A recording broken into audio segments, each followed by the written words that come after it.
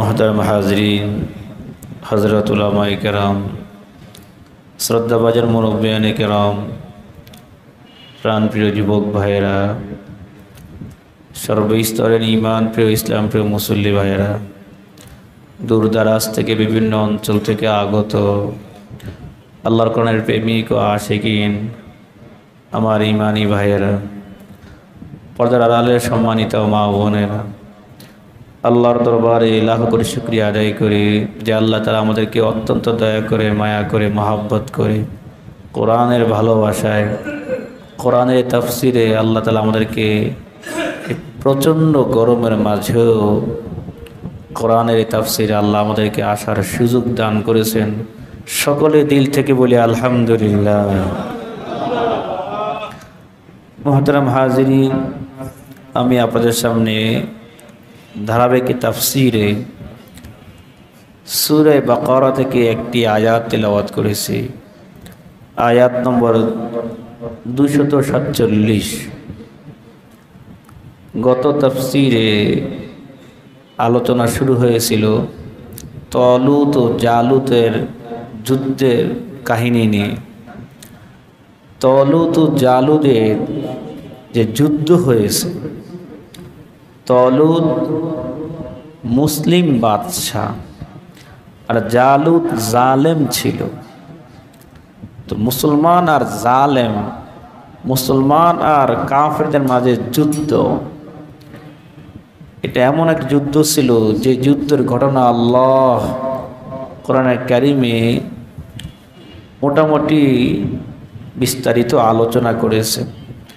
তাই আমি আপনাদের সামনে আজকের এই ঘটনা আপনাদের সামনে আয়াত তেলাওয়াত করে অনুবাদ করব, মনোযোগ দিয়ে শ্রবণ করবেন এবং পাশাপাশি এই যুদ্ধ, এই যে ঘটনা, এর থেকে আমাদের কি শিক্ষা আমরা সেটাও গ্রহণ করব ইনশাআল্লাহ।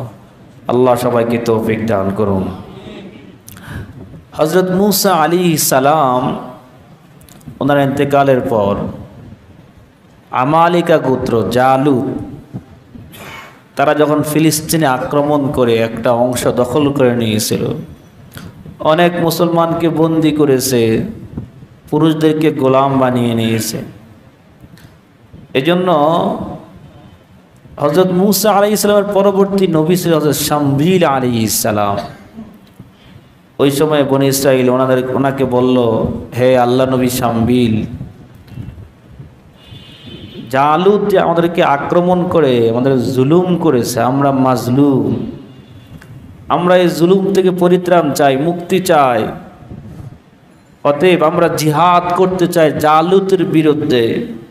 আপনি আল্লাহর দরবারে দোয়া করেন যেন আল্লাহ আমাদেরকে বাদশাহ পাঠায়, যে বাদশার নেতৃত্বে আমরা জালুতের বিরুদ্ধে যুদ্ধ করব। এরপর হযরত শামবিল আলাইহিস সালাম আল্লাহর কাছে দোয়া করলেন এবং তিনি সংবাদ দিলেন।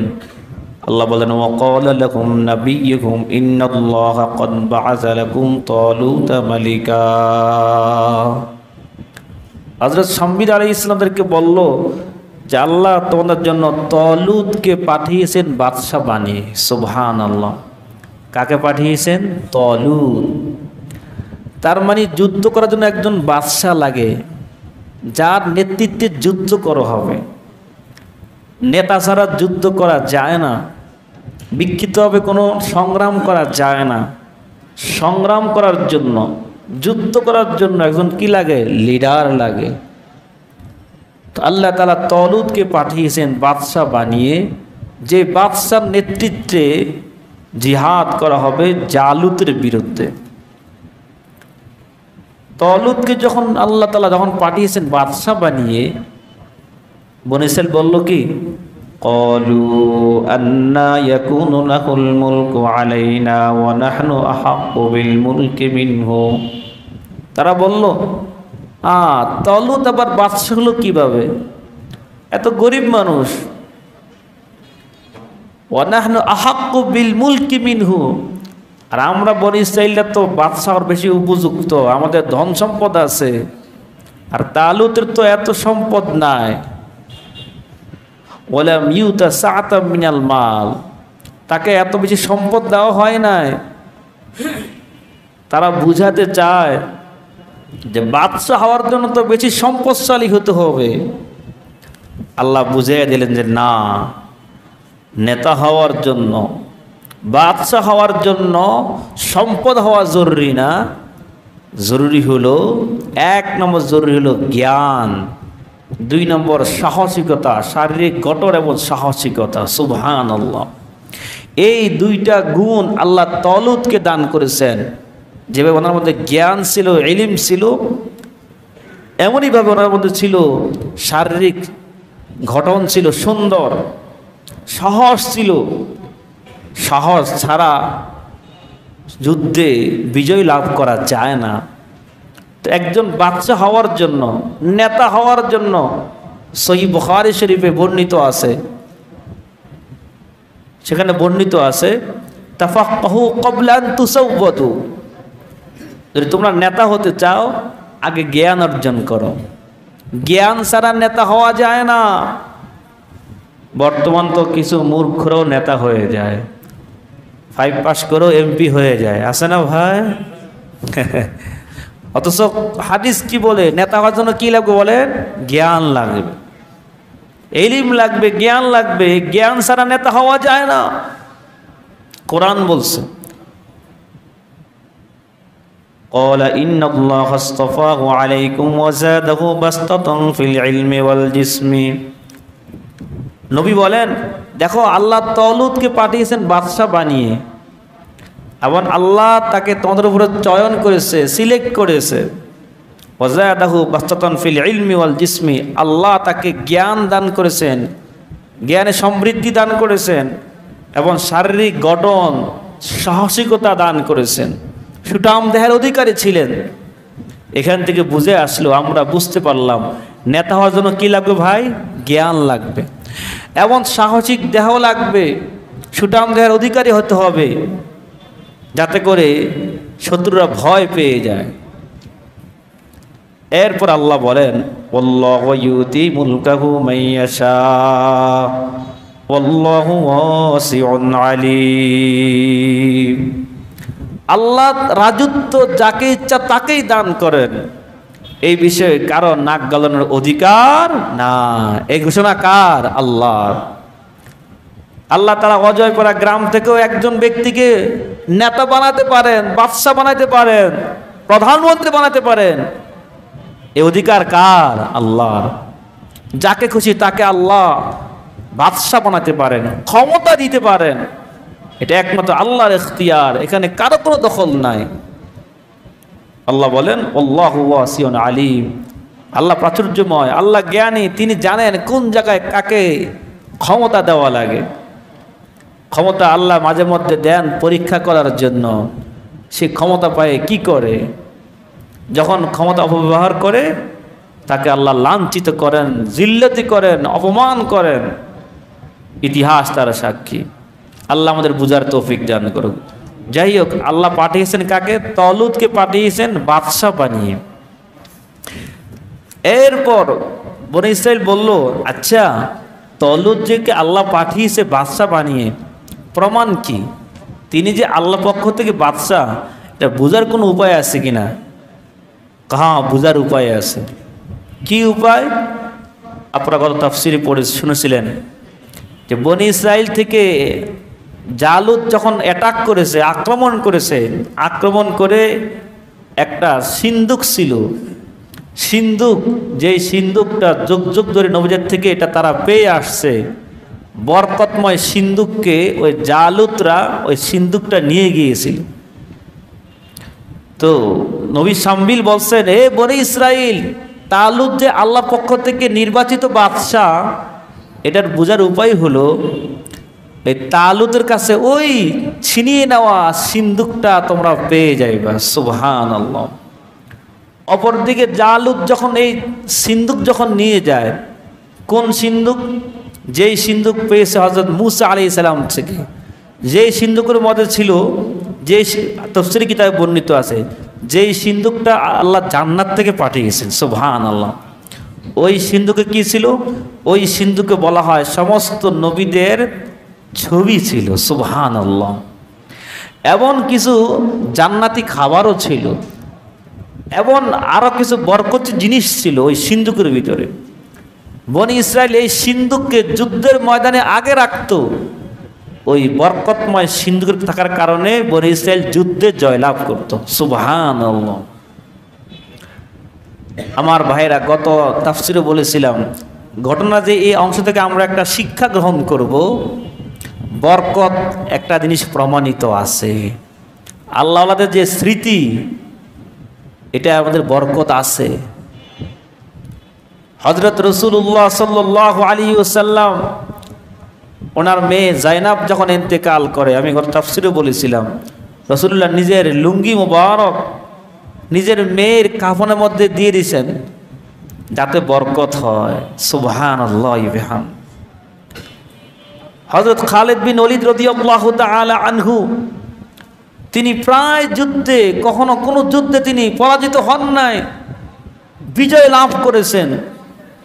বলা হলো, কি এমন জিনিস আপনার মধ্যে রয়েছে যার কারণে আপনি বিজয় লাভ করেন?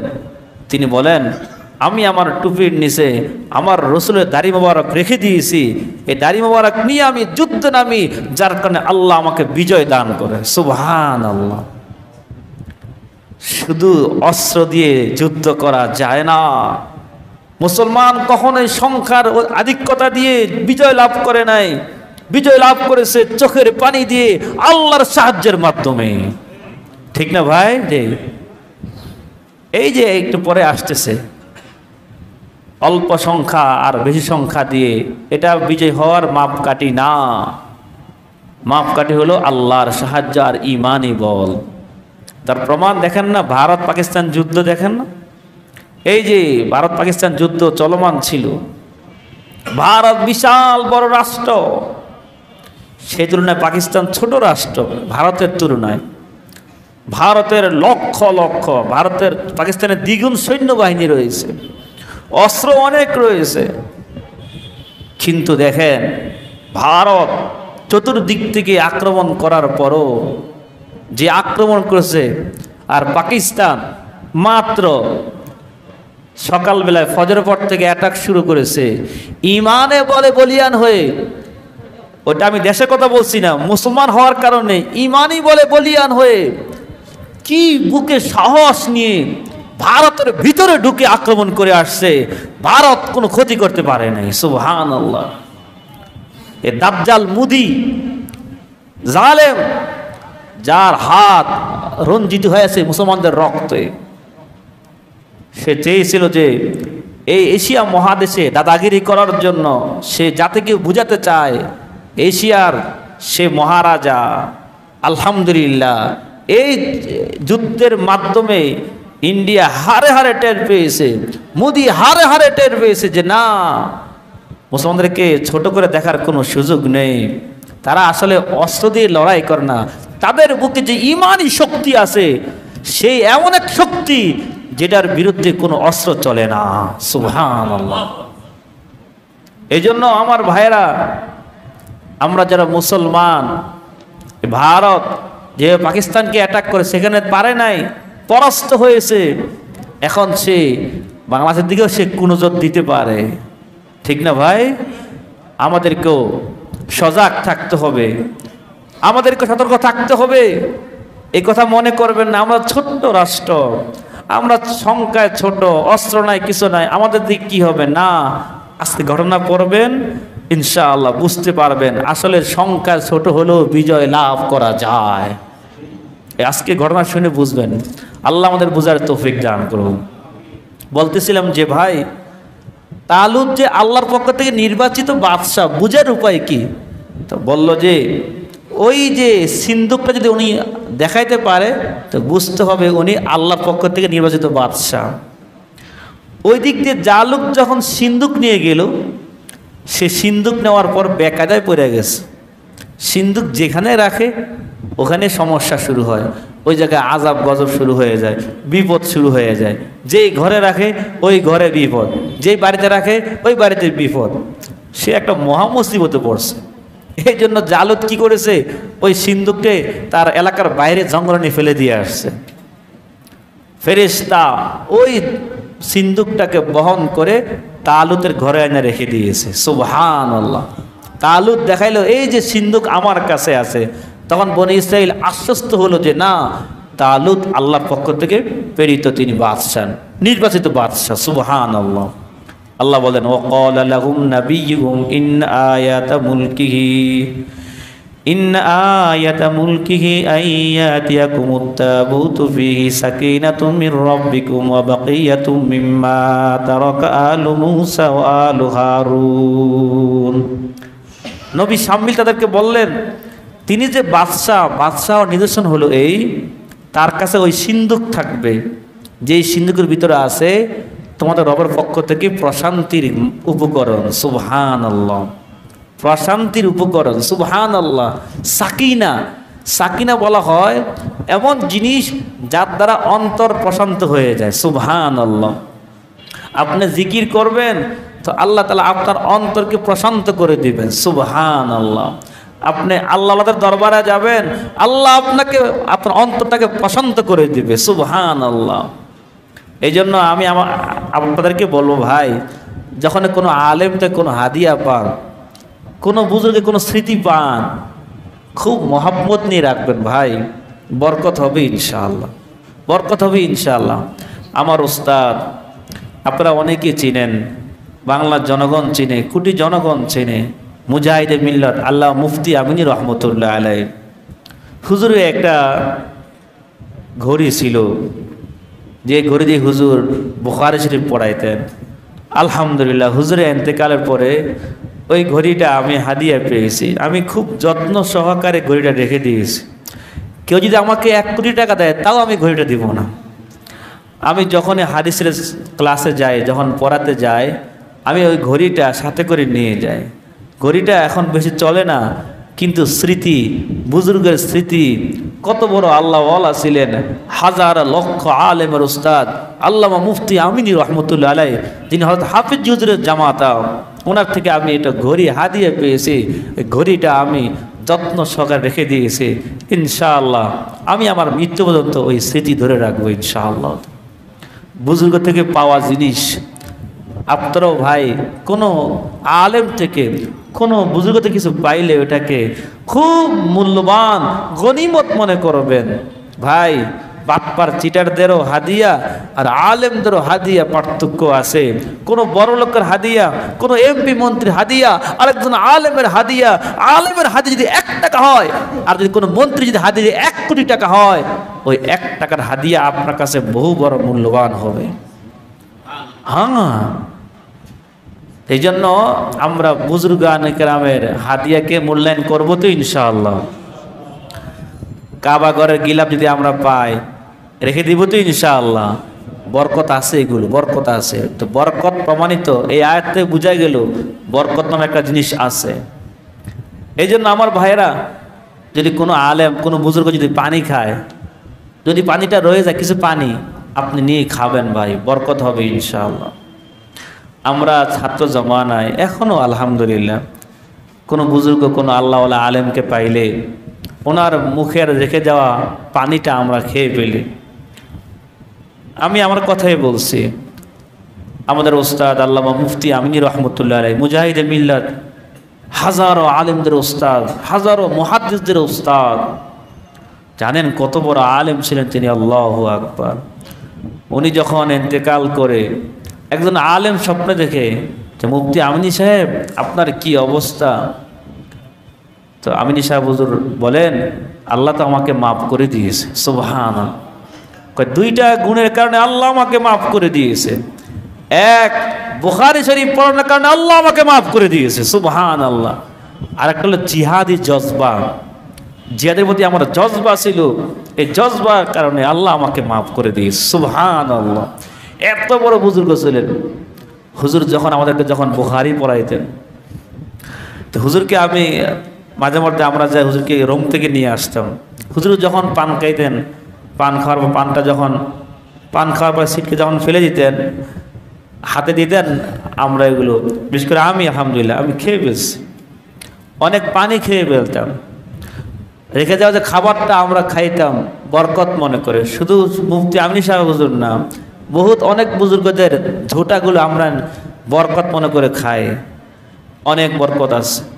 আপনারা করবেন তো ইনশাআল্লাহ, নিজেরাও করবেন, সন্তানকে শিখাবেন, এদেরকে পাঠাবেন যে বুজুর্গের কাছে যাও, দোয়া নেও, তাদের হাদিয়া গ্রহণ করো, এদের ঝোঁটাগুলো খাও ইনশাআল্লাহ। এই জন্য দেখেন না, বাচ্চা যখন প্রথম জন্মগ্রহণ করে তাকে কি করাইতে হয়? তাহানিক করাইতে হয়। কোনো আল্লাহওয়ালা বুজুর্গের থুতু তার মুখে দিতে হয়, মধু বা খেজুর দেওয়া লাগে কি লাগে না? কেন?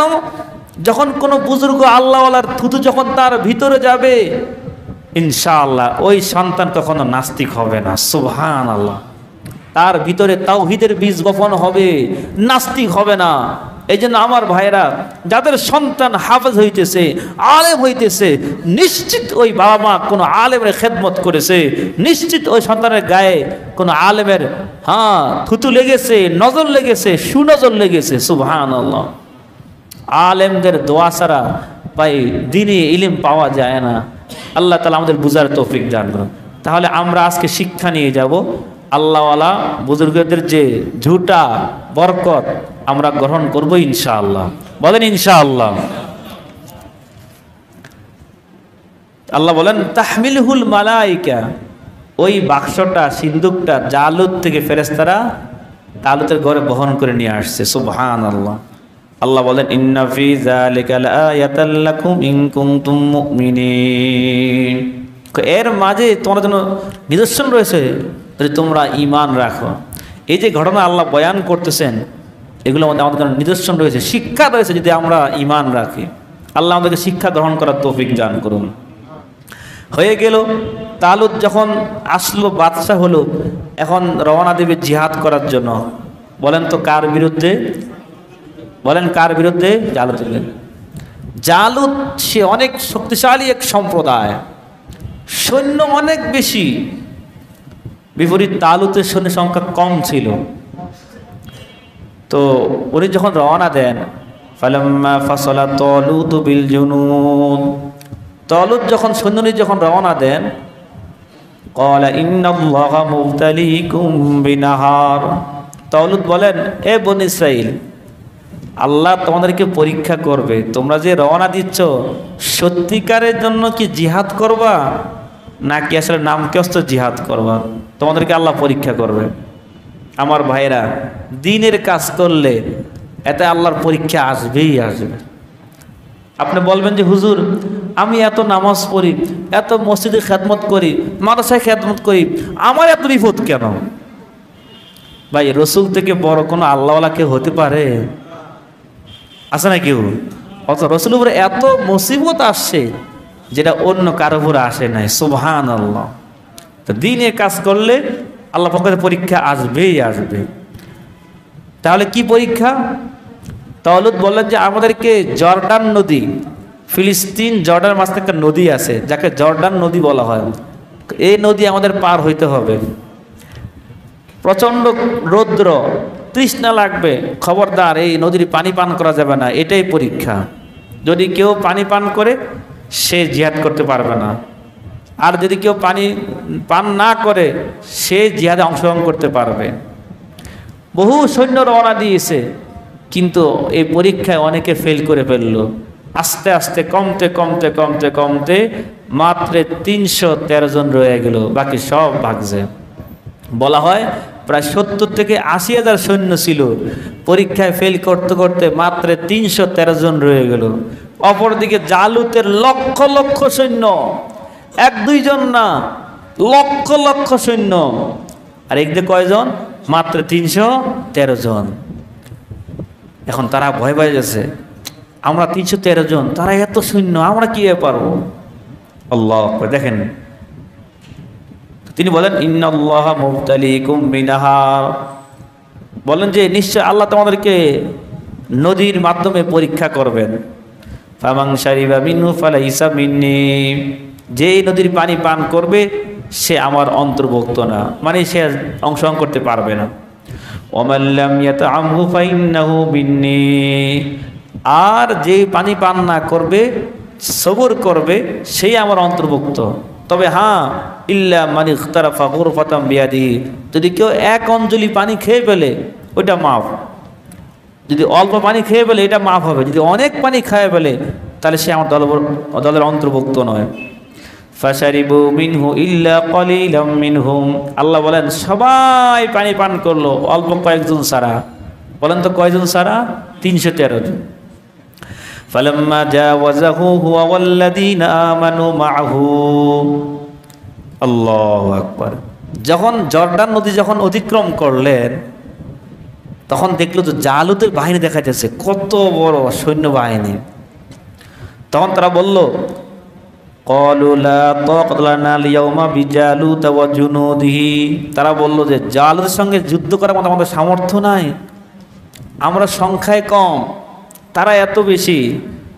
যারা মনে করেন বাংলাদেশ ছোট একটা রাষ্ট্র, ভারত বড় রাষ্ট্র, আমাদেরকে সব দিক দিয়ে ঘিরে রাখছে ভারত, আমাদের অস্ত্র নাই, তাদের অস্ত্র আছে, আমাদের সৈন্য নাই, তাদের সৈন্য আছে। শুনে রাখেন, শুনে রাখেন আল্লাহ কি বলে, قال الذين يظنون أنكم ملاقو الله, যারা মুমিন, যারা আল্লাহর সঙ্গে সাক্ষাতের আশা রাখে, আমাদের আশা আছে কি না? আশা আছে কি না? তারা কি বলে, কাম মিন ফিয়াতিন কলিলাতিন গালাবাত ফিয়াতান কাসীরাতাম বিইজনিল্লাহ, বলে যে ক্ষুদ্র দল, অনেক সময় ক্ষুদ্র দল আল্লাহর সাহায্যে বিশাল দলের উপর বিজয় লাভ করতে পারে। সুবহানাল্লাহ। বলেন তো কার সাহায্যে? বদরের যুদ্ধে মুসলমান ছিল কতজন? 313 জন। অপরদিকে কাফের ছিল 1000 জন। মুসলমানদের অস্ত্র ছিল না, তাদের ছিল অস্ত্র, ছিল ঘোড়া, ছিল সব ছিল, এরপরও বিজয় হয়েছে কারা? মুসলমানরা। তার মানে মুসলমান যে বিজয় লাভ করবে কি অস্ত্র দিয়ে না ইমানে বলে বলিয়ান হয়ে? কার সাহায্যে? আল্লাহর সাহায্যে। গত 2 দিন আগে পাকিস্তান দেখাই দিয়েছে যে মুসলমান ইমানে বলে বিজয় লাভ করতে পারে। সুবহানাল্লাহ। ভারত হতভম্ব হয়ে গেল, তাদের যে অহংকার ছিল অহংকার চুরমার হয়ে গেছে। তারা মনে করলো যে এশিয়া মহাদেশে আমরা অপ্রতিদ্বন্দ্বী, চীনের পরে আমাদের স্থান, পাকিস্তান কিছুই না। আল্লাহ দেখাইয়া দিলেন মুসলমানদের যদিও অস্ত্র কম, কিন্তু এদের আল্লাহর ভরসা আছে, এরা আল্লাহর সাহায্যের ভরসা করেই তারা জিহাদে নামে। ঠিক কিনা বলেন? অতএব ভারতকে আমরা বলতে চাই যে বাংলাদেশের মুসলমান যদিও সংখ্যা কম, অস্ত্র নাই, ইনশাআল্লাহ যখনই কোনো লড়াই সংগ্রামের ডাক আসে, যদি জিহাদের ডাক আসে, এই দেশের মুসলমানরা কাঁধে কাঁধ মিলিয়ে আল্লাহর উপর ভরসা করে জিহাদে নেমে পড়বে ইনশাআল্লাহ তাআলা। ওই যে সংখ্যায় কম হলো, বড় সংখ্যার বিজয় লাভ করতে পারে কি পারে না? বলেন কার সাহায্যে? কার সাহায্যে? আল্লাহর সাহায্যে। এই কথা মনে করবেন না আমরা কি পারবো নাকি। হ্যাঁ, যদি আমাদের ঈমান ঠিক থাকে আমরা অগ্রিম আমরা হামলা করব না, যখন আমাদের হামলা আসে তাহলে আমরা জিহাদে নেমে পড়বো ইনশাআল্লাহ তাআলা। বলেন ইনশাআল্লাহ তাআলা। এই জিহাদ তো সহ্য করতে পারে না, এই জিহাদকে তারা নাম দেয় সন্ত্রাসী, জিহাদকে তারা নাম দেয় জঙ্গিবাদী। এই মোদি, নেতানিয়াহু, ট্রাম্প, এই জালেমগুলো এই জিহাদ যেখানে আসবে এদেরকে জঙ্গি বলে দমন করার চেষ্টা করে। আল্লাহ তাআলা এদেরকে আল্লাহ সামনে তাদেরকে আল্লাহ মুআখাযা করো। ইসরায়েলে দেখেন না আল্লাহ কিছু দিতেছেন, তো গজব দেওয়া শুরু হয়েছে কিনা বলেন? আল্লাহ আগুন লাগছে, যত চেষ্টা আগুন নিপতেছে না, কারণ এটা তো আল্লাহর গজব। তো আল্লাহ তাআলা এই আগুনকে আরো বাড়াইয়া নেতানিয়াহুর বাড়ি পর্যন্ত আল্লাহ জ্বালাইয়া দেয়। বলেন আমিন। তাহলে আমরা বুঝলাম যে মুসলমান সংখ্যায় কম হলেও বিশাল সংখ্যার উপরে বিজয় লাভ করতে পারে কি পারে না। দলিল এই তলুত জালতের ঘটনা, দলিল বদরের ঘটনা। অতএব কখনো যদি কাফেররা যে সংখ্যা বেশি হয়, অস্ত্র বেশি হয়, মনোবল হারাবেন না, বুকে সাহস রাখবেন। যদি আল্লাহর ভরসা থাকে ইনশাআল্লাহ আমরাই বিজয় লাভ করবো ইনশাআল্লাহ। বলেন ইনশাআল্লাহ। আল্লাহ বলেন আল্লাহু মা'আস সাবিরিন, যারা সবর করবে আল্লাহ তাদের সঙ্গে হয়ে যান। সুবহানাল্লাহ। এরপর যুদ্ধ যখন শুরু হয়ে গেল সামনাসামনি, তখন তলুত বাদশাহ একটা ঘোষণা দিয়েছে, আচ্ছা জালুতকে যে হত্যা করতে পারবে তার সঙ্গে আমার নিজের মেয়েকে বিবাহ দিব। সুবহানাল্লাহ। এবং সে আমার রাজত্বের একটা অংশ পেয়ে যাবে। ওই যুদ্ধের মধ্যে 313 জনের মধ্যে ছিল হযরত দাউদ আলাইহিস সালাম। সুবহানাল্লাহ। যুবক ছিলেন তিনি, তখন ওই জিহাদের মধ্যে তিনি টার্গেট করে জালুতকে হত্যা করেছে। সুবহানাল্লাহ। হযরত দাউদ আলাইহিস সালাম পরে নবী হয়েছেন, কিন্তু যুবক ছিলেন, শক্তিশালী ছিলেন, সাহস ছিল, আল্লাহ ওনাকে জ্ঞান দিয়েছেন। নবী তো পরে নবী যেতে হবেন, উনি জালেমকে হত্যা করেছেন। আল্লাহ বলেন ওয়ালাম্মা বারাজু লিজালুত ওয়া জুনুদিহি, বনী ইসরাইল যখন নাকি জালুত এবং তার বাহিনীর বিরুদ্ধে যখন সামনে এগেল, প্রকাশ পেল, বের হলো, ক্বালু, প্রথম তারা দোয়া করলো, রব্বানা আফরিগ আলাইনা সাবরান ওয়া সাব্বিত আকদামানা, ও আমাদের রব আপনি আমাদের উপর কি সবর ঢেলে দেন, সবর করার সুযোগ দেন, আমাদেরকে দৃঢ় কদম রাখেন, আমাদের কদমকে দৃঢ় করেন, অবিচল করেন। অনসুরনা আলাল কওমিল কাফিরিন, আপনি আমাদেরকে সাহায্য করেন কাফের সম্প্রদায়ের উপরে। আপনারা দেখেছেন পাকিস্তান যেদিন অ্যাটাক করেছিল ভারতের উপরে, ফজর নামাজ পড়ে দোয়া করে আল্লাহু আকবারের তাকবীর দিয়ে কিন্তু শুরু করেছিল। তাহলে মুসলমান দোয়া করে, দোয়া করতে হয়। বদরের যুদ্ধে রাসূলুল্লাহ যখন জিহাদ করেছিলেন, আল্লাহু আকবার, সারা রাত কাঁদতে কাঁদতে কাঁদতে কাঁদতে দিনে লড়াই করেছেন, রাত সারা রাত কান্না করেছেন। শুধু অস্ত্র দিয়ে হয় না, শুধু শক্তি দিয়ে হয় না, চোখের পানি লাগবে, দোয়া লাগবে, আল্লাহর সাহায্য নিতে হবে। তো আল্লাহ বলেন ওয়ানসুরনা আলাল কওমিল কাফিরিন, এই দোয়া শিক্ষা দিয়েছে, আল্লাহ আমাদেরকে সাহায্য করেন কাফের সম্প্রদায়ের উপরে। ফাহাজামুহুম বিইজনিল্লাহ, যখন এই দোয়া করেছে, দোয়া করে যখন অ্যাটাক করেছে, আল্লাহর হুকুমে জালুত সম্প্রদায়কে পরাস্ত করেছে। সুবহানাল্লাহ। 313 জন, বিপরীত অনেক সৈন্যবাহিনী। বিজয় কাদেরকে দিয়েছেন? তলুতদেরকে দিয়েছেন, যারা মুসলিম বাহিনী। ওয়াকাতালা দাউদ জালুতা, এবং দাউদ আলাইহিস সালাম জালুতকে হত্যা করেছে। ওয়া আতাহুল্লাহুল মুলকা ওয়াল হিকমা, আল্লাহ ওনাকে রাজত্ব দিয়েছে এবং হিকমত প্রজ্ঞা দিয়েছে। ওয়া আল্লামাহু মিম্মা ইয়াশা, আল্লাহ দাউদকে শিক্ষা দিয়েছেন যা আল্লাহ চান। এরপর আল্লাহ বলেন ওয়ালাউলা দাফউল্লাহিন নাস বা'দাহুম বিবা'দ, যদি কিছু লোক দিয়ে অপর লোককে যদি নাকি প্রতিহত না করা হতো, লাফাসাতিল আরদু, এই দুনিয়াটা বিশৃঙ্খলা তৈরি হইতো। যদি আল্লাহ পাকিস্তানকে দিয়ে ভারতকে শায়েস্তা না করত, এই ভারত দুদিন পরে বাংলাদেশকে ধরতো, আরেক দেশকে ধরতো, সে সব দখল করা তার খায়েশ পুরা করত। আল্লাহ বলেন এক দল দিয়ে আরেকটাকে আল্লাহ প্রতিহত করে। যদি এই সিস্টেম না থাকতো তাহলে দুনিয়াতে বিশৃঙ্খলা তৈরি হইত, বিশৃঙ্খলা তৈরি হইত।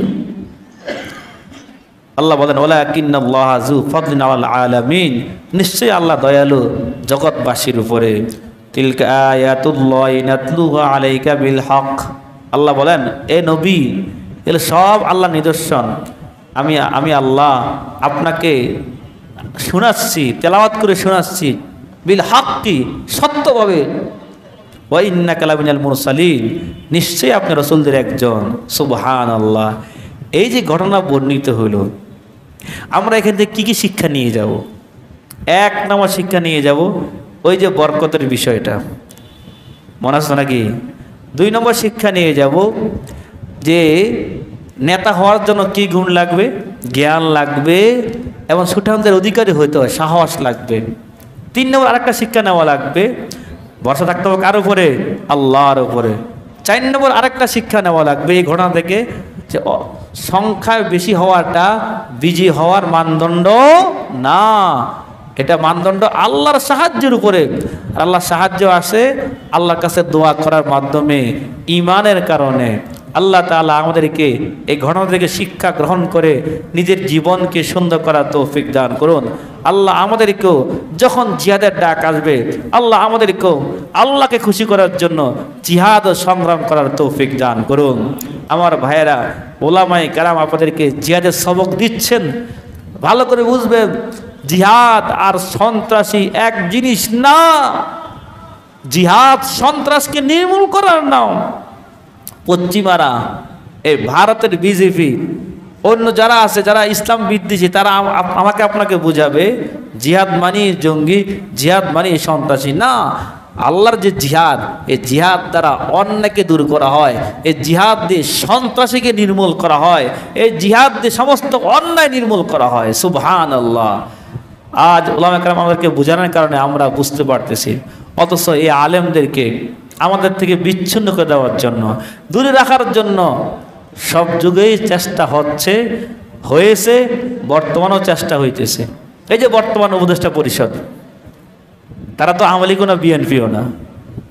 এদের মধ্যেও কিছু লোক আছে যারা আলেম বিদ্বেষী, বামপন্থী, রামপন্থী। তারা আলেমদেরকে একপাশ করে রাখতে চায়। মনে রাখবেন, এই দেশের মানুষ যারা মুসলমান, হয়তো নামাজ কম পড়তে পারে, কোরআন কম পড়তে পারে, কিন্তু এদেশের আলেমদের তারা জীবনের চেয়ে বেশি ভালোবাসে। ঠিক কিনা বলেন? এই বাংলাদেশের মধ্যে 3.5 লক্ষ মসজিদ রয়েছে, তার মানে 3.5 লক্ষ আলেম আছে। এক একটা মসজিদ থেকে একজন আলেমকে মুসল্লিরা কত ভালোবাসে। আল্লাহু আকবার। একজন মুসলিম ইমাম মানে সে ওই এলাকার নেতা। এই জন্য বর্তমান সরকারকে বলতে চাই, ওলামায়ে কেরামকে অবহেলা করবেন না। ওলামায়ে কেরামকে অবহেলা করে, অপমানিত করে কোন যুগে কোনো শাসক টিকতে পারে নাই। আপনারাও যদি অবহেলা করেন, আপনারাও টিকতে পারবেন না। আলেমদেরকে সম্মান করেন, আলেমদেরকে সম্মান করেন, আলেমদেরকে মূল্যায়ন করেন, আপনাদের কপাল খুলে যাবে, দেশের উন্নয়ন হবে, জাতির উন্নয়ন হবে। কেন? ওই যে নেতা হওয়ার জন্য কি লাগবে? এলিমের গুণ লাগবে। এই গুণ কাদের মধ্যে আছে? আলেমদের মধ্যে আছে। আল্লাহু আকবার। আচ্ছা, ঘটনা আমরা কি বুঝলাম? জ্ঞান কাদের মধ্যে আছে বলেন? আলেমদের মধ্যে আছে। এলমে ওহির জ্ঞান, কোরআনের জ্ঞান, হাদিসের জ্ঞান কাদের মাঝে রয়েছে? আলেমদের মধ্যে রয়েছে। আর হাদিসে কি বর্ণিত আছে? তোমরা নেতা হওয়ার কি করো? জ্ঞান অর্জন করো। কোন জ্ঞান? কোরআন সুন্নাহর জ্ঞান। অতএব আমরা সরকারকে বলবো, আলেমদের সাথে পরামর্শ নিয়ে দেশের সংস্কারের কাজে হাত দেন। এমন সংস্কার এদেশের মানুষ মানবে না যে সংস্কার ইসলাম বিরোধী, দেশ বিরোধী। আমরা কোনো দল বুঝি না, আমরা বুঝি ইসলাম, আমরা বুঝি দেশ। এদেশের নাগরিক হিসাবে দেশের বিরুদ্ধে কোনো সংস্কার, আমেরিকাকে কোনো অংশ বিক্রি করে দেওয়া, ভারতকে কোনো অংশ দিয়ে দেওয়া, এটা আমরা মানতে পারবো না। কি বলেন, ঠিক কিনা? এবার মুসলমান হিসাবে আমরা এই দেশে সংস্কারের নামে ইসলাম বিরোধী, কোরআন সুন্নাহ বিরোধী কোন সংস্কার মানতে পারবো না। আল্লাহ তাআলা আমাদেরকে বুঝার তৌফিক দান করুক।